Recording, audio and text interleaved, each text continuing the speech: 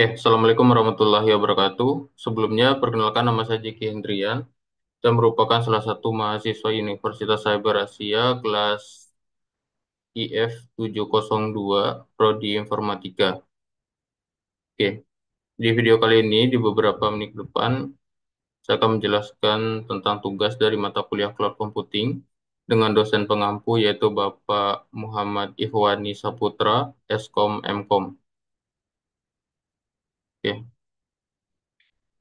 Di beberapa menit ke depan kita akan membahas beberapa agenda berikut, di mana kita coba menjawab beberapa soal ya dari pertanyaan yang sudah diberikan.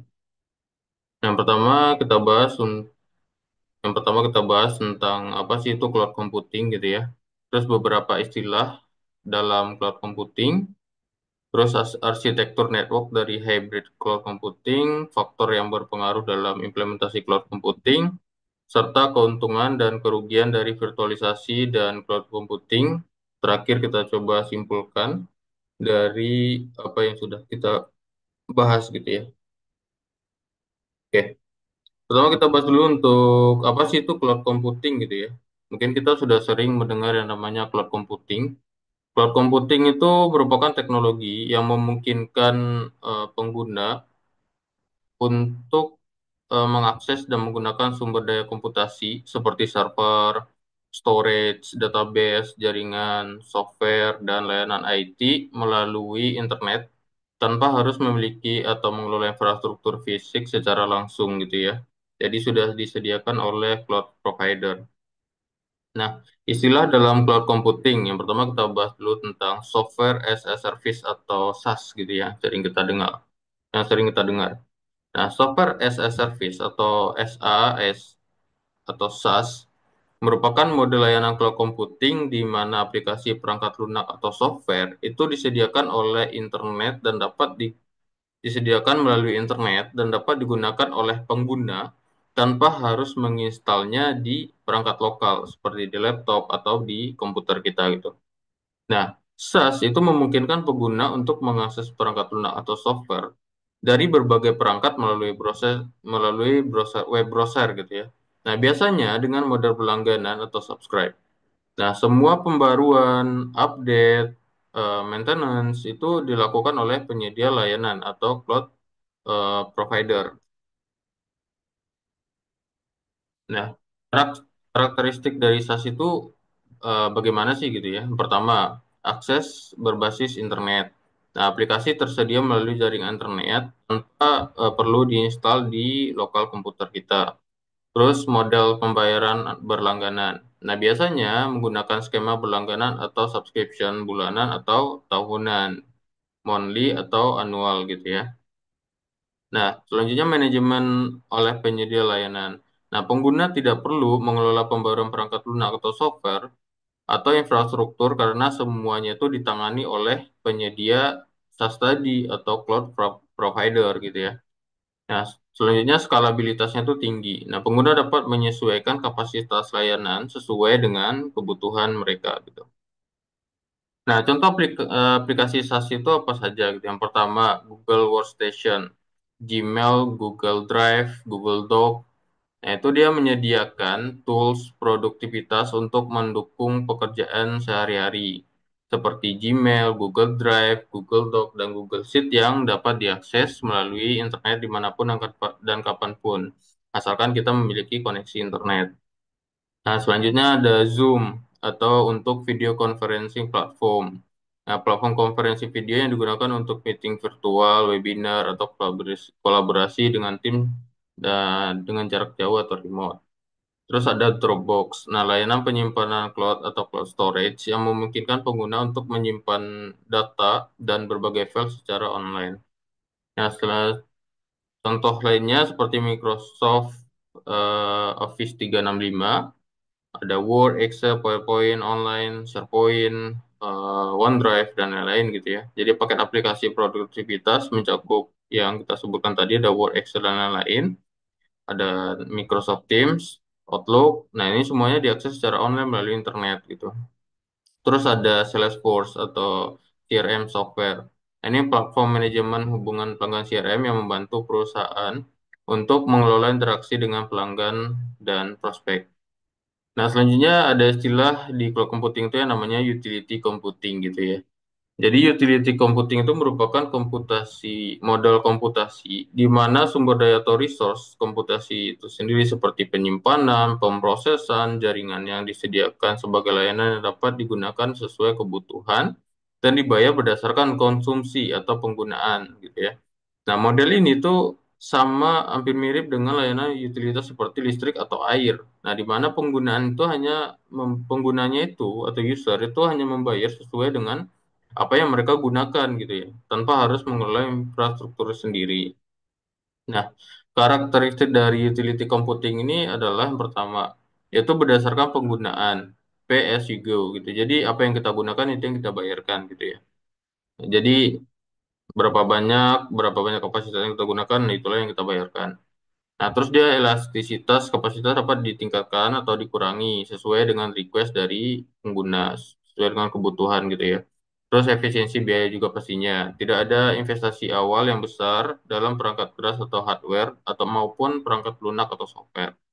Terus pengelolaan oleh penyedia layanan. Jadi semua service itu di-maintain, di-upgrade, di-update oleh si cloud provider. Nah, contoh utility computing itu apa aja sih? Yang pertama itu contohnya seperti AWS atau Amazon Web Service, EC2 atau Elastic Compute Cloud. Nah, ini pengguna dapat menyewa kapasitas komputasi sesuai dengan kebutuhan.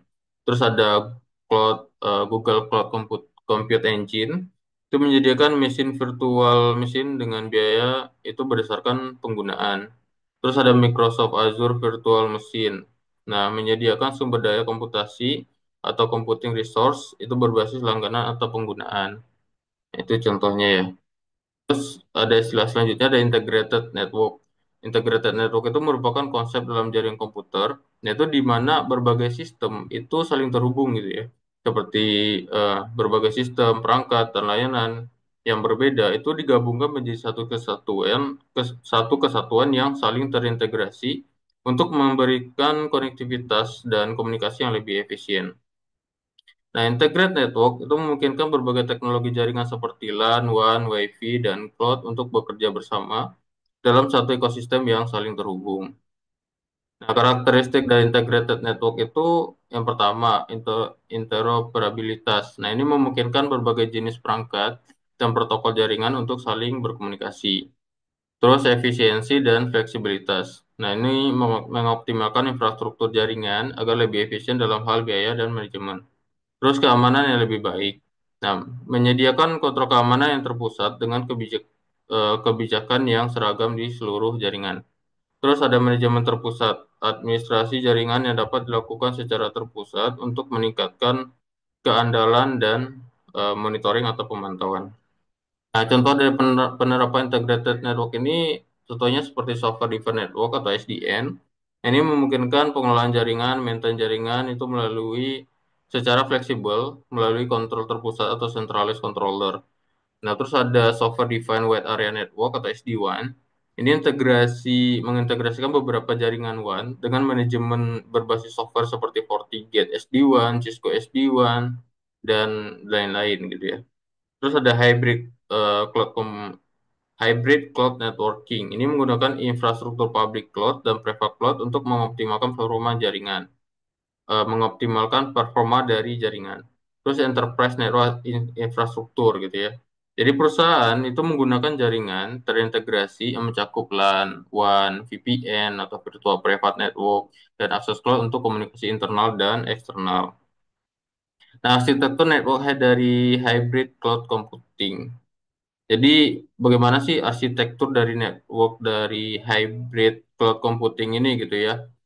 Pertama ada hybrid cloud computing, kita bahas dulu. Cloud computing itu apa sih gitu ya? Nah, hybrid cloud computing adalah model komputasi yang menggabungkan infrastruktur public cloud dan private cloud untuk memberikan fleksibilitas dan optimalisasi sumber daya atau resource.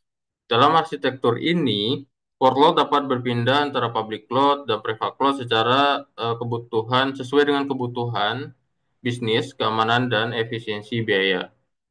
Jadi private cloud dan public cloud itu saling terintegrasi di dalam arsitektur si hybrid cloud computing ini.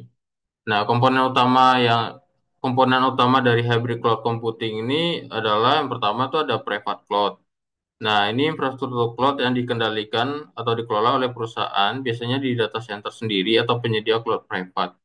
Terus ada public cloud. Nah, infrastruktur cloud yang disediakan oleh penyedia layanan seperti AWS, Amazon Web Service, Google Cloud, atau Microsoft Azure. Terus hybrid cloud gateway. Ini menggunakan cloud private dan public melalui jaringan yang aman. Terus software defined one atau SD-WAN tadi ini mengoptimalkan koneksi antar cloud dengan policy based route. SD-WAN berfungsi untuk centralized management dan menjaga high availability.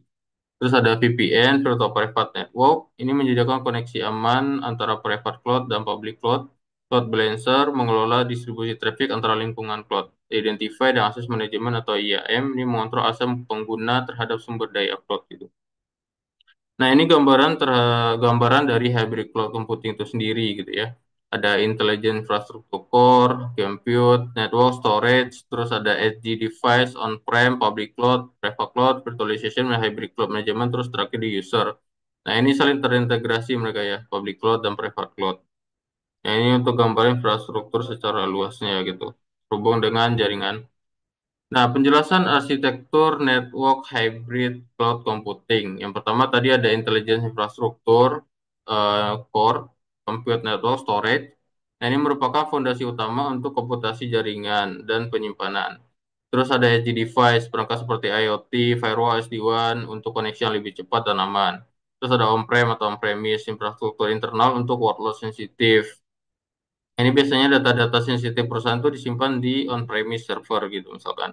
Terus ada public cloud yang disediakan oleh AWS misalkan, terus Azure, GCP dan dengan untuk skalabilitas yang lebih tinggi. Terus ada private cloud, cloud internal dengan kontrol lebih ketat untuk data yang sensitif. Terus ada virtualisasi seperti kontainer dan VM atau virtual machine. Nah, ini teknologi yang memungkinkan fleksibilitas dalam pengelolaan workload atau beban kerja ya. Terus ada hybrid cloud management, mengelola, mengamankan, dan mengoptimalkan hybrid cloud dengan government managed dan secure. Terus ada user seperti karyawan, pelanggan, atau admin yang mengakses layanan hybrid cloud. Terus keuntungan hybrid cloud computing ya, yang pertama fleksibilitas. Nah, workload dapat dipindahkan antar public cloud dan private cloud sesuai dengan kebutuhan. Terus efisiensi biaya, menggunakan public cloud untuk beban kerja yang bersifat sementara atau skala besar, sementara aplikasi yang bersifat kritikal tetap ditempatkan pada private cloud. Terus keamanan, data sensitif bisa disimpan di private cloud, sementara workload lain berjalan di public cloud gitu. Terus skalabilitasnya itu tinggi, dapat memperluas kapasitas dengan cepat melalui public cloud tanpa perlu investasi infrastruktur tambahan. Nah, faktor apa saja sih yang berpengaruh dalam implementasi cloud computing gitu ya? Nah, faktor yang berpengaruh dalam implementasi cloud computing, nah ini keberhasilan implementasi cloud computing itu sangat bergantung pada beberapa faktor utama yang menentukan efektivitas, efisien, dan keberlanjutannya dalam sebuah perusahaan. Nah, berikut adalah empat faktor utama yang berpengaruh dalam implementasi cloud computing. Yang pertama, itu ada infrastruktur dan teknologi. Nah, infrastruktur yang memadai itu sangat penting untuk memastikan performansi dari cloud computing yang berjalan dengan optimal. Itu mencakup kecepatan jaringan, kapasitas server, keamanan data, dan teknologi virtualisasi. Dampaknya itu adalah kecepatan dan keandalan akses cloud itu lebih meningkat, skalabilitas lebih mudah dilakukan, terus penggunaan teknologi seperti edge computing dan AI-driven automation meningkatkan efisiensi operasional. Terus yang kedua ada keamanan dan kepatuhan, security dan compliance. Nah, ini keamanan data itu menjadi faktor krusial dalam implementasi cloud.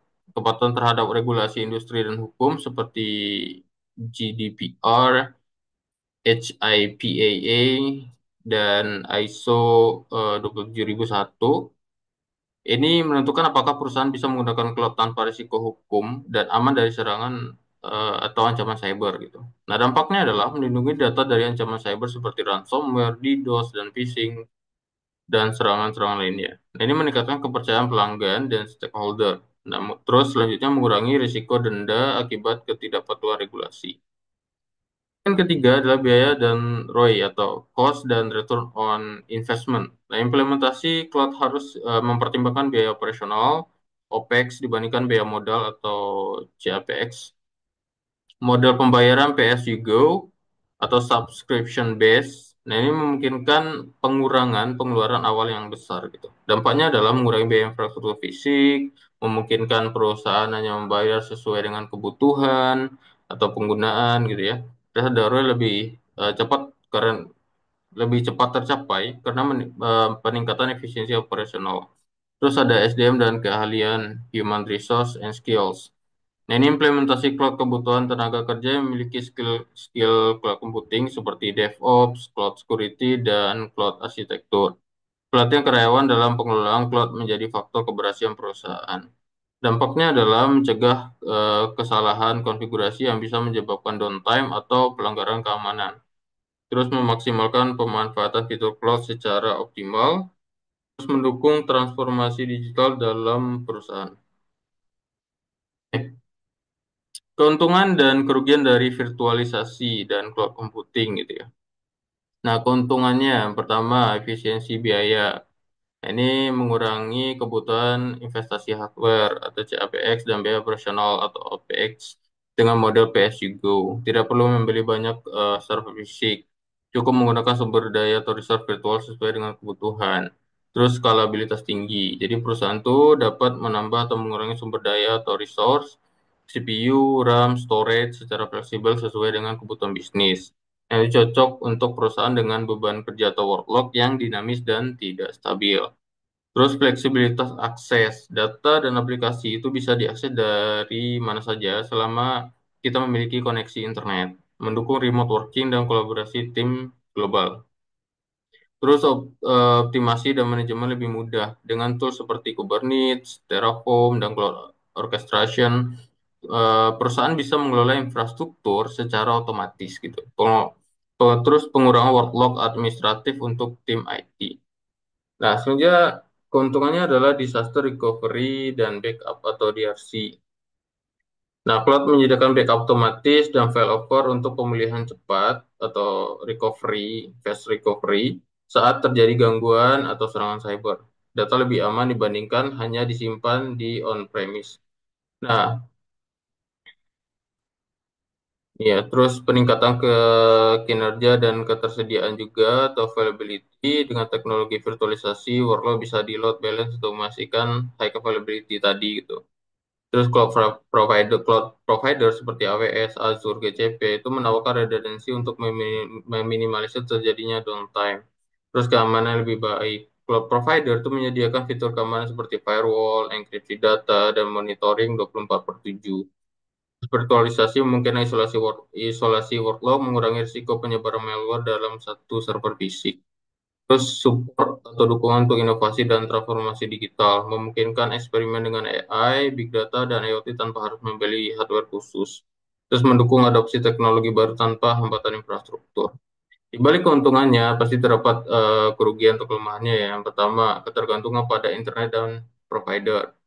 Nah, kalau computing itu dapat bergantung pada koneksi internet yang stabil selama kita akses gitu ya ke layanan cloud-nya. Terus jika cloud provider mengalami downtime, layanan perusahaan juga bisa terganggu gitu ya. Nah, keamanan dan privasi data. Data perusahaan disimpan di cloud sehingga ada risiko data breach atau diakses oleh pihak yang tidak bertanggung jawab, diakses oleh user-user yang tidak sah gitu. Terus harus ada strategi enkripsi dan akses kontrol yang ketat untuk melindungi informasi sensitif. Terus biaya jangka panjang bisa lebih tinggi, meskipun mengurangi biaya hardware awal, dalam jangka panjang biaya langganan cloud bisa lebih mahal dibanding memiliki server sendiri. Terus biaya egress data, pengambilan data dari cloud itu juga bisa sangat tinggi jika tidak dikelola dengan baik. Oke, dari pembahasan itu, kita coba tarik kesimpulan ya. Cloud computing itu memungkinkan akses sumber daya IT melalui internet dengan model layanan fleksibel. Yang kita bahas tadi ada SaaS atau Software as a Service. Terus ada PAS, IaaS, dan berbagai jenis implementasi public, private, hybrid cloud. Teknologi ini tuh menawarkan efisiensi biaya, skalabilitas, dan keamanan. Namun, tetap memiliki tantangan seperti ketergantungan internet dan keamanan data. Jika diterapkan dengan baik, Cloud computing itu dapat meningkatkan efisiensi operasional dan mendukung transformasi digital. Beberapa pembahasan tersebut itu diambil dari beberapa referensi berikut. Eh, Berbicara tentang cloud computing, kita ingat tentang securely access your data anywhere and anytime. Jadi kita bisa akses data kita dari manapun dan kapanpun. Oke, mungkin hanya itu yang bisa saya sampaikan. Jika ada yang kurang, mohon maaf. Kita bisa diskusi di kolom komentar. Mungkin hanya itu. Terima kasih. Assalamualaikum warahmatullahi wabarakatuh.